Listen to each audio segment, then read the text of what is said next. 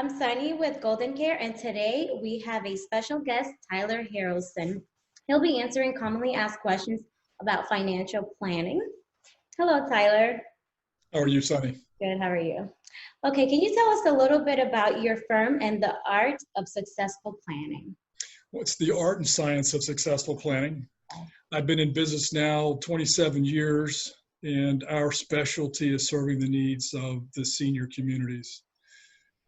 My background, my education is in risk management for an undergraduate degree. Then I have 3 certifications. One's in long-term care planning, one's in asset management, and one's in estate planning. So we kind of bring that all together under one roof to serve a very comprehensive scale and meet the needs of our elderly community. So that's more or less how I know your organization, because we're both serving the needs of the same constituency. Correct, great, okay. And how do you differentiate from other financial planners? Oh, in a big way. I'm involved very instrumentally in the Tri-County area, serving on different boards. And so I fundamentally, at a very deep level, understand how you guys operate in the home care industry, how Medicare certified serves in the home care industry, how all the different levels of senior housing serve the needs, how all the transitions take place. I understand all the medications. I've had a lot of geriatric education, and we are doing a lot of the Medicaid planning to be a backstopper for families. And then we also do a lot of the VA benefits, to also promote and assist people in comforting them in surviving financially, because it's very expensive to get old in this world. Yes, it is. People expect to retire and live happily ever after on the money that they've saved.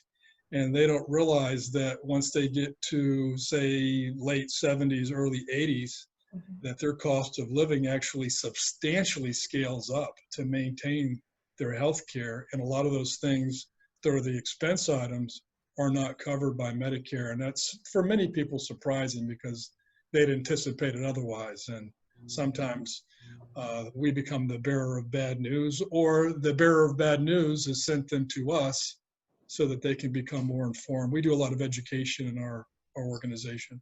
Okay, great, great. And how has coronavirus impacted your business? It has and it hasn't. Obviously, the pace with which we're able to have people come into the office has changed.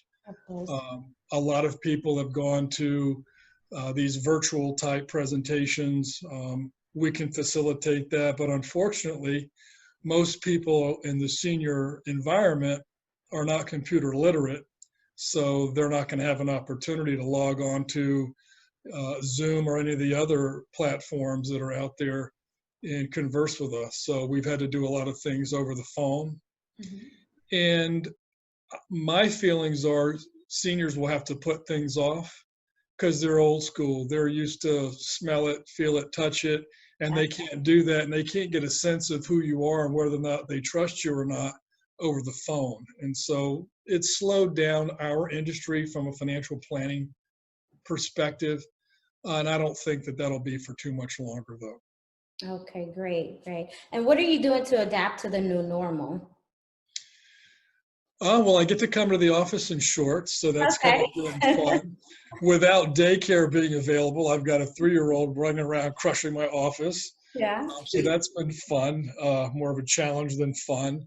But adapting, we've got a lot of technology to leverage. We're doing a lot of these virtual meetings. I think everybody's doing a lot of these virtual type meetings. And it's just a lot more phone, type of conference calls, and everybody's aware of what's going on, so nobody's thinking, oh, I can't handle this, I can't do it, I don't want to do it. It's just become the norm, and so it's just business as usual really for us. I completely understand. I have a teenager at home. And doing virtual homeschool, it has been a little bit of a challenge, I would say. Yes, but I mean, it's just trying to adapt. Okay. And do you think that the market will bounce back quickly, or will this lead us into a recession? There is absolutely none of the pundits or the The bobbleheads are expecting a recession. A lot of people are talking about a U recovery in terms of a technical chart. My instincts, having been in the industry and gone through a lot of these since the early 90s, my instincts are it'll be a W. And I say that because the market has already marched back from the low of the 24th of March, and it's come back a long way. Actually, NASDAQ actually reached positive territory, which is a more heavily tech-driven exchange of companies. And I think that's been a big signal for a lot of professionals in the industry. My concern, though, is that we've ramped up and gotten ahead of ourselves a little bit quickly based on positive news. And I think the government's trying to, drum up good news to not have people fretting because they've been at home so long and they're all watching their money and their valuations, evaporate. The W would be, I refer to hurricane seasons as a good way to use this as an analogy. People have a short-term memory and they'll forget, and the insurance companies will come back to the state of Florida or Louisiana or Carolina, 2 or 3 years after they've had just a brutal claims experience. And I think what will happen is people will see that the markets come back very quickly, but then when people start analyzing in the third quarter what happened in the second quarter, they'll forget that this really started happening in January, February. We started seeing the results in March. In a business cycle, from a corporate reporting standpoint, 100+ days. And then they'll see, oh my God, look what's happened to unemployment, and why are all these companies, reporting these poor figures? And then they'll sell off again because of that short-term memory. Yes. And you'll see another dip down, which will give you that W sensation rather than this long U. And it could very well look like a U depending on what this spike actually looks like. If this recovery that we're seeing, where we're starting to get back into positive territory again, starts to flatten out, it could very well look more like a U depending on how long it takes to get back to where we were. But for now, to me, it's shaping up to probably be a W recovery. Okay, great.